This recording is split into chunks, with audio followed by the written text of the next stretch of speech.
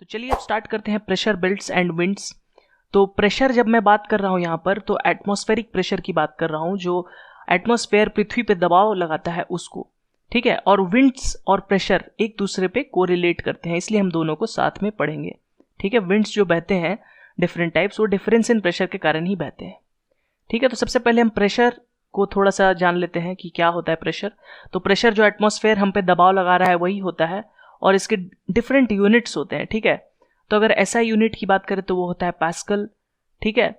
लेकिन हम जो यूनिट पढ़ेंगे वो होगा बार, क्योंकि एटमॉस्फेरिक यूनिट को बार में मेजर किया जाता है, ठीक है, जो कि यूजुअली 1 बार होता है 1 एटमॉस्फेरिक प्रेशर के बराबर, ठीक है। ये जो सी लेवल पे एटमॉस्फेरिक प्रेशर होगा एक एवरेज, वो ऑलमोस्ट 1 बार का होगा, ठीक है। और अगर इसका एग्जैक्ट वैल्यू देखा जाए तो 76 mm ऑफ मर्क्यूरी यानी Hg जो वेट लगाएगा, उसके वेट के कारण जितना प्रेशर क्रिएट होगा उतना ही होता है 1 बार के बराबर, ठीक है। अब अगर कुछ इंस्ट्रूमेंट्स देख लिया जाए एटमॉस्फेरिक प्रेशर को मेजर करने के लिए तो कौन कौन से होते हैं। तो इसमें जो सबसे पहला आता है वो होता है बैरोमीटर, ठीक है। तो बैरोमीटर भी कई टाइप के होते हैं। तो सबसे जो मोस्ट कॉमन होता है वो होता है मर्क्यूरी बैरोमीटर, ठीक है, जो बेसिक एकदम बैरोमीटर होता है, और इसी की मदद से हम डिफरेंट पोजीशन पे एटमॉस्फेरिक प्रेशर का पता लगा सकते हैं, ठीक है। सबसे सिंपल बैरोमीटर होता है मर्क्यूरी बैरोमीटर। इसी प्रकार एक और बैरोमीटर होता है जिसे कहते हैं हम एनेरॉइड बैरोमीटर, ठीक है। एनेरॉइड बैरोमीटर का क्या इंपॉर्टेंस है, इसमें मर्क्यूरी या फिर कोई भी लिक्विड नहीं होता है, ठीक है, ये वैक्यूम से चलता है। इसके कारण क्या होता है, ये पोर्टेबल होता है, अगर आप लिक्विड नहीं तो इसे कहीं भी आसानी से ले जा सकते हैं, ठीक है। इसके अलावा ऑल्टीमीटर होता है। ऑल्टीमीटर भी एक काइंड ऑफ बैरोमीटर ही होता है जो कि एरोप्लेन्स में लगा हुआ होता है, ठीक है। तो ये एरोप्लेन में डिफरेंट एटमॉस्फेरिक प्रेशर और इवन उसके मदद से हाइट भी बता सकता है, ठीक है, डिफरेंट हाइट पे डिफरेंट एटमॉस्फेरिक प्रेशर। तो ये तो हो गए कुछ इंस्ट्रूमेंट्स जो कि प्रेशर बताने के काम आते हैं। अब विंड्स की अगर बात करें तो विंड में भी 2 चीज होता है, एक होता है विंड का डायरेक्शन, किस डायरेक्शन में वो बह रहा है, और एक होता है विंड की स्पीड, ठीक है। तो इन दोनों को पता लगाने के लिए 2 डिफरेंट काइंड ऑफ इंस्ट्रूमेंट होते हैं, ठीक है। बहुत ही सिंपल इंस्ट्रूमेंट होते हैं, आपने इन्हें देखा भी होगा। तो विंड का डायरेक्शन के लिए जो होता है वो होता है विंड वेन। तो आपने देखा हो कि ऐसा उड़ रहा है सी बीचेस पर या फिर कहीं पे भी शिप्स में, तो ये विंड का डायरेक्शन आपको बता देता है, विंड वेन कहते हैं, ठीक है। इसके अलावा स्पीड अगर विंड का पता करना है तो वो पता किया जा सकता है एनीमोमीटर से, ठीक है। ये जितने इंस्ट्रूमेंट्स मैं बता रहा हूँ इनको याद कर लीजिए, ये आ सकता है, बहुत इंपॉर्टेंट है, ठीक है। बैरोमीटर, एनीमोमीटर, ठीक है। तो एनीमोमीटर में कुछ कप्स जैसे बने होते हैं जो कि विंड के कारण घूमने लगते हैं, और फिर इनकी स्पीड से हम पता लगा सकते हैं कि विंड कितना स्पीड है, ठीक है। इसमें एक डायनामो लगा होगा जिसकी मदद से हम बता सकते हैं, ठीक है। तो ये हो गया विंड का डायरेक्शन और स्पीड, ठीक है। तो हमने इंस्ट्रूमेंट पढ़ लिया। अब आते हैं हमारे अर्थ पे जो डिफरेंट काइंड्स ऑफ विंड्स बहते हैं और डिफरेंट प्रेशर बेल्ट्स जो है अर्थ पे, उनको अच्छे से पढ़ लेते हैं, ठीक है। तो विंड्स जो भी बहते हैं वो बहते हैं डिफरेंस इन प्रेशर के कारण, ये सब जानते हैं, ठीक है। तो अगर एक जगह अर्थ पे एक हाई प्रेशर बेल्ट है, ठीक है, वहां पे प्रेशर काफी ज्यादा है, ठीक है, और एक जगह अर्थ पे लो प्रेशर बेल्ट है, तो विंड क्या होगा, हाई प्रेशर बेल्ट से लो प्रेशर बेल्ट की तरफ बढ़ेगा, ठीक है, यही रूल है। तो हाई प्रेशर बेल्ट और लो प्रेशर बेल्ट कैसे क्रिएट हो सकता है, ये क्रिएट हो सकता है डिफरेंस इन टेम्परेचर के कारण। जहां पे टेम्परेचर काफी हाई होगा, जैसे इक्वेटर का जगह, तो वहां पे लो प्रेशर बेल्ट होगा, ठीक है। और अगर हम धीरे धीरे नॉर्थ बढ़ेंगे तो वो हाई प्रेशर बेल्ट की तरफ बढ़ेंगे, ठीक है। तो विंड जो क्या होगा, ऑलवेज फ्लो करेगा, याद रखना है हमें, हाई प्रेशर बेल्ट से लो प्रेशर बेल्ट की तरफ, ठीक है। अब विंड की अगर बात करें तो विंड भी 2 टाइप के होते हैं, परमानेंट और लोकल। तो परमानेंट विंड वो है जो कि सालों भर एक ही डायरेक्शन में हमेशा बहते रहते हैं, इनकी स्पीड थोड़ी वेरी हो सकती है लेकिन डायरेक्शन इनका हमेशा कांस्टेंट रहता है, ठीक है, और सालों भर ये बहते हैं।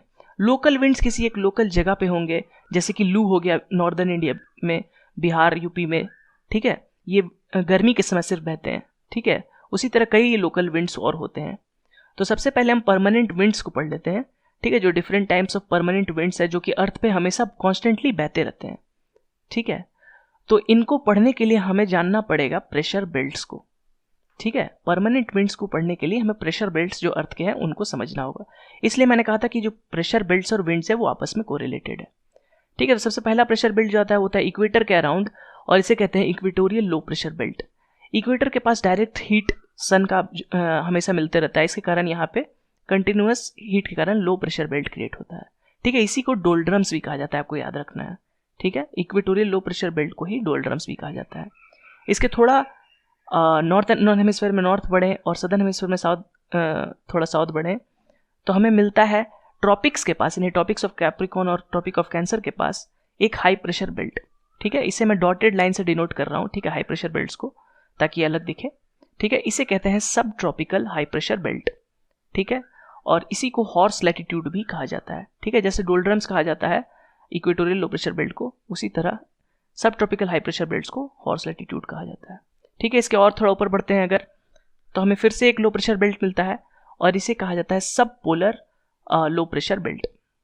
ठीक है, सब पोलर लो प्रेशर बेल्ट। ठीक है, इसे मैं फिर से शेडेड तरह से दिखा रहा हूं ताकि हाई प्रेशर और लो प्रेशर में आप डिफ्रेंशिएट कर सकें। ठीक है, अब अगर हम फाइनली पहुंचते हैं नॉर्दर्न ये नॉर्थ पोल और साउथ पोल में, तो हमें मिलेगा एक फाइनल हाई प्रेशर बेल्ट। ठीक है, कोल्ड वेदर के कारण वहां पे एक फिर से हाई प्रेशर बेल्ट मिलेगा। ठीक है, इसे कहेंगे पोलर हाई प्रेशर बेल्ट। ठीक है, क्योंकि हाई प्रेशर है इसलिए हम लेफ्ट में इसे लिखते हैं दोनों को। ठीक है, और इसे कहते हैं पोलर हाई प्रेशर बेल्ट। तो हम देख रहे हैं एक alternate low pressure high pressure low pressure high pressure belt generate हो रहा है। ठीक है, टोटल 4 बेल्ट जनरेट हो रहे हैं। ठीक है, अब देखा जाए कि इसके कारण विंड्स कैसे बहेंगे। ठीक है, तो विंड्स जो बहेगा वो मैंने बताया था हाई प्रेशर से लो प्रेशर की तरफ बढ़ता है। इसी के साथ साथ अर्थ रोटेट भी कर रहा है। ठीक है, तो अर्थ रोटेट के कारण ये थोड़ा टिल्टेड एंगल पे रहेगा। ठीक है, due to rotation of earth. ठीक है, तो ये होगा इसका एंगल हाई प्रेशर से लो प्रेशर की तरफ और हल्का सा एंगल्ड होगा due to rotation of earth. ठीक है, तो सबसे पहला जो ये विंड आप देख रहे हैं इसे कहते हैं ट्रेड विंड्स। ये बहता है सब ट्रॉपिकल हाई प्रेशर बेल्ट से लेकर इक्वेटोरियल लो प्रेशर बेल्ट तक। ठीक है, इसका डायरेक्शन फिक्स रहता है। ठीक है, अब सब ट्रॉपिकल हाई प्रेशर से लेकर सब पोलर लो प्रेशर की तरफ जो बहता है वो होता है वेस्टर्लीज, उसे कहते हैं वेस्टर्लीज। ठीक है, अब देख रहे हैं इसका डायरेक्शन जो है वो वेस्ट टू ईस्ट है, इसलिए इसे वेस्टर्लीज कहा जा रहा है। जिस डायरेक्शन से बह रहा होता है डायरेक्शन उसके नाम पे होता है। ठीक है, जिधर बह रहा होता है उसके नाम पे नहीं, जिस डायरेक्शन से विंड आ रही होती है। ठीक है, तो वेस्टर्लीज की खास बात मैं आपको बता देता हूँ कि नॉर्दर्न हेमिस्फेयर में तो वेस्टर्लीज को काफ़ी आइलैंड मिल जाते हैं। ठीक है, ये कॉन्टिनेंट मिल जाते हैं, लेकिन सदर्न में हेमिस्फेयर में अगर आप जाएंगे तो वेस्टर्लीज जो होता है वो काफ़ी तेज़ उड़ता है, बहता है। क्यों? क्योंकि यहाँ पे ज़्यादा ओशियन है। ठीक है, इसे बहने के लिए काफ़ी जगह मिल जा रही है, तो इसीलिए सदर्न हेमिस्फेयर में इसके कई डिफरेंट नाम हैं। ठीक है, जैसे रोरिंग 40s, ठीक है, फ्यूरियस 50s, श्रीकिंग 60s। ठीक है, तो 40 की स्पीड पर जब उड़ता है तो बहता है तो उसे रोरिंग 40s कहते हैं। 50 की स्पीड पर जब बहता है तो फ्यूरियस 50, और 60 की स्पीड पे तो श्रीकिंग 60s। ठीक है, सब एक ही नाम है। किसके नाम है? वेस्टर्लीज जो साउदर्न हेमिस्फेयर में। ठीक है, ये आपको जानना जरूरी था। इसके अलावा एक और बहता है पोलर से सब पोलर की तरफ। ठीक है, वो उतना इंपॉर्टेंट नहीं है। मेन ट्रेड विंड्स और वेस्टर्लीज आपको याद रखना है। ठीक है, ट्रेड विंड्स आपको याद देखना है कि ट्रेड विंड्स ईस्ट से वेस्ट की तरफ बह रहे हैं। ठीक है, इसलिए ईस्टर्लीज भी इसे कभी कभी कहा जाता है। ठीक है, और वेस्टर्लीज आप देख रहे हैं कि नॉर्दर्न हेमिस्फेयर और सदर्न हेमिस्फेयर में कैसे बह रहा है। तो ये तो थे हमारे परमानेंट विंड्स। ठीक है, ट्रेड विंड्स, वेस्टर्लीज, ये साल भर बहते हैं। लेकिन अब आप देख सकते हैं जो लिस्ट सामने है ये कुछ इंपॉर्टेंट लोकल विंड्स के हैं। ठीक है, जो डिफरेंट लोकेशंस पे बहते हैं।